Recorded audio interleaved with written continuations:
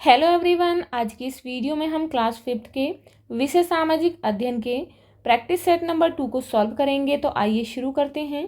यहाँ पर फर्स्ट प्रश्न है बहुविकल्पीय प्रश्न। तो फर्स्ट है, सूर्य की किरणें पृथ्वी के विभिन्न स्थानों पर विभिन्न कोणों में पड़ती हैं क्योंकि। तो यहाँ पर ऑप्शन दिए गए हैं। पृथ्वी अपनी धुरी पर घूमती रहती है, पृथ्वी सूर्य के चारों ओर घूमती रहती है, या फिर पृथ्वी अपनी धुरी पर झुकी हुई है, या चंद्रमा पृथ्वी के चारों ओर घूमता है। तो पहले तो ये जो क्वेश्चन है ये आपका गलत है, लेकिन यहाँ पर एक क्वेश्चन दिया गया है और यहाँ आंसर भी आपको चूज करना है। तो इसका आंसर होगा ऑप्शन नंबर ग, पृथ्वी अपनी धुरी पर झुकी हुई है, क्योंकि जो पृथ्वी है वो सूर्य के चारों तरफ जो है चक्कर लगाती है। जो पृथ्वी है, जो सूर्य की किरणें हैं वो उस पर पड़ती हैं। अब पृथ्वी जो है अपनी धुरी पर भी घूम रही है और वो झुकी हुई है। तो जब झुकी हुई है तो यदि हम जो किरणें हैं, सूर्य की किरणें हैं, उन्हें हम अगर रोक कर देखें तो जो किरणें हैं वो अलग अलग, यानी कि जो अपनी एक्सिस पर ये घूम रही है तो अलग अलग यहाँ पर कोण बनेंगे। जो पृथ्वी है इस पर अलग अलग कोण बनेंगे, किसके? किरणों के। इसीलिए सूर्य की किरणें पृथ्वी के विभिन्न स्थानों पर विभिन्न कोणों में पड़ती हैं, यानी कि अलग अलग कोण में पड़ती हैं, क्योंकि पृथ्वी जो है अपनी धुरी पर झुकी हुई है। अब यहाँ पर नेक्स्ट क्वेश्चन है, घास के मैदान निम्न कटिबंधों में पाए जाते हैं। तो यहाँ पर ऑप्शन है उष्ण और शीत कटिबंध में, शीत और शीतोष्ण कटिबंध में, या फिर उष्ण और शीतोष्ण कटिबंध में, या फिर केवल उष्ण कटिबंध में। तो आंसर है ऑप्शन नंबर ग, उष्ण और शीतोष्ण कटिबंध में। नेक्स्ट है, चिंकारा क्या खाता है? तो यहाँ पर ऑप्शन है घास की नई टहनियाँ, पेड़ों की ऊंची टहनियों के पत्ते, या फिर निचली शाखाओं पर लगे पत्ते, या फिर दूसरे जानवरों का मांस। तो आंसर है ऑप्शन नंबर के, जो चिंकारा है वो घास की नई टहनियाँ खाता है। नेक्स्ट है, गुटेनबर्ग ने कौन सी धार्मिक पुस्तक सबसे पहले छापी थी? तो ऑप्शन है यहाँ पर रामायण, कुरान, बाइबल, या फिर गीता। तो आंसर है ऑप्शन नंबर ग, इट मीन्स बाइबल जो है उसे गुटेनबर्ग ने सबसे पहले छापा था। अब यह क्वेश्चन है, निम्न प्रश्नों का उत्तर एक वाक्य में लिखो। प्रश्न है, सदाबहार अमेजन वन कहाँ पाए जाते हैं? तो आंसर होगा सदाबहार अमेजन वन दक्षिण अमेरिका में पाए जाते हैं। नेक्स्ट है, मध्य रात्रि के सूर्य का देश किसे कहते हैं? तो किसे कहते हैं? नॉर्वे को। नॉर्वे को मध्य रात्रि के सूर्य का देश कहा जाता है। नेक्स्ट है, महासागर में पाया जाने वाला महत्वपूर्ण संसाधन कौन सा है? तो महासागर में जो संसाधन पाए जाते हैं वो कौन कौन सी हैं? नमक, पेट्रोलियम, भोजन के रूप में जलीय जीव। अब यहाँ पर प्रश्न है, निम्न में कॉलम कैसे कॉलम ख का सही मिलान करें? तो फर्स्ट है टेलीफोन। तो टेलीफोन का आविष्कार किया ग्राहम बेल ने, तो यहाँ पर इसके साथ मैच करेंगे। अब नेक्स्ट है उत्तरी अमेरिका। तो यहाँ पर डाउन्स दिया गया है, तो ये गलत है। उत्तरी अमेरिका में जो है प्रेयरी घास के मैदान है, जबकि जो डाउन्स है वो कहाँ पर है? ऑस्ट्रेलिया में है। नेक्स्ट है अफ्रीका। अफ्रीका में है सहारा रेगिस्तान, इसके साथ मैच करेंगे। सबसे बड़ा जीव है ब्लू व्हेल मछली। अब नेक्स्ट है, निम्न रिक्त स्थानों में सही शब्द भरें। फर्स्ट है, किसी भी स्थान के लंबे समय तक किए गए मौसम के आंकलन को क्या कहते हैं? जलवायु कहते हैं। नेक्स्ट है, मिस्र सभ्यता नदी के किनारे विकसित हुई थी।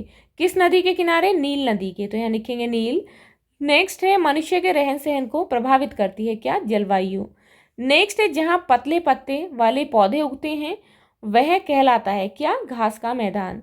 नेक्स्ट है, निम्न कथनों को पढ़कर सही के सामने सही और गलत के सामने गलत का निशान लगाएं। तो यहाँ पर फर्स्ट है, इसे देखते हैं। घास के मैदान उन स्थानों पर पाए जाते हैं जहाँ सर्दी और गर्मी के तापमान में बहुत अंतर होता है, तो बिल्कुल सही है। नेक्स्ट है, ऑल इंडिया रेडियो को आकाशवाणी भी कहा जाता है, तो ये भी सही है। घास शिकारी जानवर के लिए फायदेमंद होती है, तो बिल्कुल सही, क्योंकि वह उसमें छुप सकता है और छुपकर शिकार कर सकता है। नेक्स्ट है, पंजाब राज्य को भारत का अन्न भंडार कहते हैं, तो ये भी सही है, it means all are right. Next है, मानचित्र में निम्न को दर्शाओ। तो यहाँ पर ये मानचित्र है। पृथ्वी को दो बराबर भागों में बांटने वाली रेखा कौन सी है? उसे कहते हैं भूमध्य रेखा। तो कौन सी है? यहाँ पर ये भूमध्य रेखा है बीच में, जिसे 0 डिग्री अक्षांश रेखा भी कहते हैं। अब नेक्स्ट है, लघु उत्तरीय प्रश्न। निम्न प्रश्नों के उत्तर लिखो। तो यहाँ पर प्रश्न है, जलवायु और मौसम में क्या अंतर है? तो मौसम किसे कहते हैं? किसी स्थान विशेष की थोड़े समय के लिए वायुमंडलीय दशाओं, अर्थात वायु का तापमान, धूप, बादल, वर्षा, वायु दिशा, वायु वेग आदि को उस स्थान का मौसम कहते हैं। जबकि जलवायु क्या है? जलवायु किसी भी स्थान के मौसम का यदि लंबे समय तक आंकलन किया जाए तो उस स्थान के मौसम का प्रतिमान उभरता है और इस मौसम के प्रतिमान को जलवायु कहते हैं। तो ये जलवायु और मौसम में अंतर है। अब यहाँ पर प्रश्न है, समुद्र में तेल गिरने से क्या होता है? तो क्या होता है? समुद्र में तेल गिरने से तेल समुद्र को प्रदूषित कर देता है। इस तेल के पानी पर तैरने के कारण समुद्री पक्षियों के पंख चिपक जाते हैं और वह उड़ नहीं पाते हैं। मछलियां तथा अन्य जीव दम घुटने के कारण मर जाते हैं। समुद्र में फैले तेल का बड़ा हिस्सा सूखकर हवा में उड़ जाता है। इससे तेल का विषैला भाग बादलों में प्रवेश करता है और दूर दूर तक पहुंच जाता है। जब वर्षा होती है तो प्रदूषण फैलता है। अब प्रश्न है, कंप्यूटर का ना होना हमारे जीवन को किस प्रकार प्रभावित कर सकता है? तो यहाँ पर आंसर है, कंप्यूटर के कारण ही आज पूरी दुनिया दिन प्रतिदिन विकास की ओर बढ़ रही है। कंप्यूटर के माध्यम से हम हर क्षेत्र में आगे बढ़ पाए हैं। कंप्यूटर ने हमारे कीमती समय को बचाया है और हम बचे हुए समय का उपयोग अन्य कार्य में लगाकर लाभ उठाते हैं।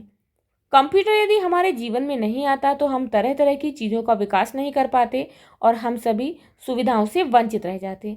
अब यहाँ प्रश्न है दीर्घ उत्तरीय प्रश्न। निम्न प्रश्न का उत्तर आपको विस्तार से लिखना है। तो प्रश्न है, पृथ्वी के मुख्य ताप कटिबंधों को चित्र के द्वारा समझाइए व इसके बारे में विस्तार से बताइए। तो आप जो है इस तरीके से चित्र के द्वारा इसे समझा सकते हैं। तो यहाँ पर देखेंगे ये है भूमध्य रेखा जो कि पृथ्वी को दो बराबर भागों में बांटती है। तो यहाँ पर देखेंगे ये है उत्तरी शीतोष्ण कटिबंध और यहाँ पर है शीत कटिबंध, यानी कि कौन सा है? उत्तरी शीत कटिबंध है जहाँ पर हमेशा सर्दी ही पड़ती है। अब यहाँ पर नेक्स्ट है, ये है यहाँ पर उष्ण कटिबंध और ये है दक्षिणी शीतोष्ण कटिबंध और यहाँ पर है दक्षिणी शीत कटिबंध।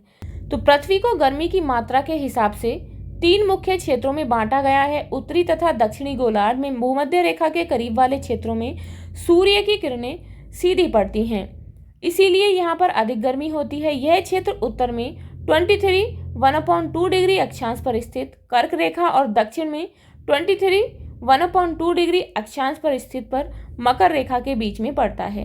इस क्षेत्र को उष्ण कटिबंध कहते हैं। भूमध्य रेखा के काफी करीब वाले क्षेत्रों में रोज वर्षा होती है। कर्क रेखा तथा उत्तर के 66.1/2 डिग्री अक्षांश के बीच वाले क्षेत्र में सूर्य की किरणें तिरछी पड़ती हैं। इस क्षेत्र के ऐसे कई देश हैं जहां न तो ज़्यादा गर्मी पड़ती है और न ज़्यादा ही सर्दी। इस क्षेत्र में कई ऐसे देश भी हैं जहां हल्की गर्मी के साथ साथ बर्फीली सर्दियां पड़ती हैं। इसे उत्तरी शीतोष्ण कटिबंध क्षेत्र कहते हैं। ठीक ऐसा ही मकर रेखा तथा दक्षिण में 66.1/2 डिग्री अक्षांश के बीच आने वाले क्षेत्र में भी होता है, जिसे दक्षिणी शीतोष्ण कटिबंध क्षेत्र कहते हैं। उत्तर में 66.1/2 डिग्री अक्षांश और उत्तरी ध्रुव के बीच में पड़ने वाले क्षेत्र और दक्षिण 66.1/2 डिग्री अक्षांश और दक्षिण ध्रुव के बीच पड़ने वाले क्षेत्र में सूर्य की किरणें अत्यधिक तिरछी पड़ती हैं। इन दोनों उत्तरी और दक्षिणी क्षेत्रों को शीत कटिबंध क्षेत्र कहते हैं क्योंकि यहाँ अत्यधिक ठंड पड़ती है।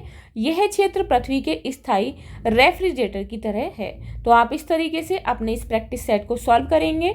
मिलते हैं नेक्स्ट वीडियो में नेक्स्ट प्रैक्टिस सेट के साथ। If you like this video, please like and share, and if you are new on this channel, please subscribe the channel. Thank you.